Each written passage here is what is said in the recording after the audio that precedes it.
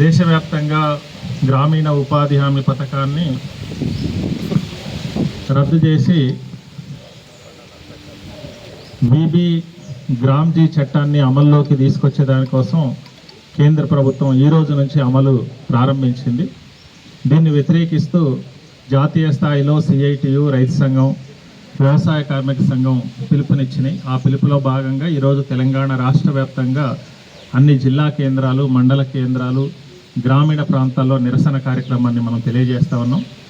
వాస్తవంగా ఈ చట్టాన్ని మొత్తం భారతదేశంలోనే ఉపాధిని గ్యారంటీ చేస్తూ ఒక చట్టాన్ని సాధించినటువంటి దాంట్లో ఒక దశాబ్దాల పోరాటం, ఒకరోజు 2 రోజులు, 1 సంవత్సరం, 2 సంవత్సరాలు కాదు, దశాబ్దాల పాటు మన ప్రజా సంఘాలు, వామపక్షాలు పోరాటం చేసిన తర్వాత ఆ రోజు యూపీఏ 1 ప్రభుత్వంలో వామపక్షాల యొక్క బలం అనివార్యమైనటువంటి పరిస్థితులలో ఈ ఉపాధి హామీ పథకాన్ని సాధించడం జరిగింది.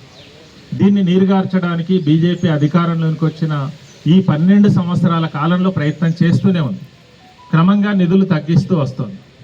నిధులు తగ్గిస్తూ వచ్చి చట్టబద్ధంగానే పూర్తిగా దీన్ని నీరుగార్చే దానికోసం ఇప్పుడు 3వసారి అధికారంలోకి వచ్చిన తర్వాత దాన్ని అమలు చేసేదానికోసం పూనుకున్నారు.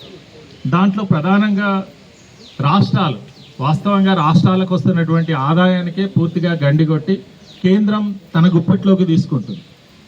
మరోవైపు ఇప్పుడు రాష్ట్రాల వాటా 10%, ఖర్చు పెట్టాల్సినటువంటి దాంట్లో రాష్ట్రాల వాటా 10%, 90% కేంద్ర నిధులు ఇస్తూ వచ్చింది ఇప్పటిదాకా. ఇప్పుడు రాష్ట్రాల వాటాని 40% చేసి కేంద్రం తన వాటాని 30% తగ్గించుకున్నది. అంటే రాష్ట్రాల మీద అదనపు భారాన్ని వేసే దానికోసం ఈరోజు కేంద్ర ప్రభుత్వం పూనుకుంది. ఇది ఒక తీవ్రమైనటువంటి నష్టాన్ని రాష్ట్రాలకు, కేవలం మీద వ్యవసాయ కూలీలకు, ఉపాధి లేనటువంటి వాళ్లకు, పేద రైతులకు, లేదా ఆదివాసీలు, గిరిజనులు, దళితులు, బలహీన వర్గాలు చేస్తున్నటువంటిది మాత్రమే కాదు, రాష్ట్రాల ఆర్థిక వ్యవస్థని కూడా వాళ్ళ కొనుగోలు శక్తి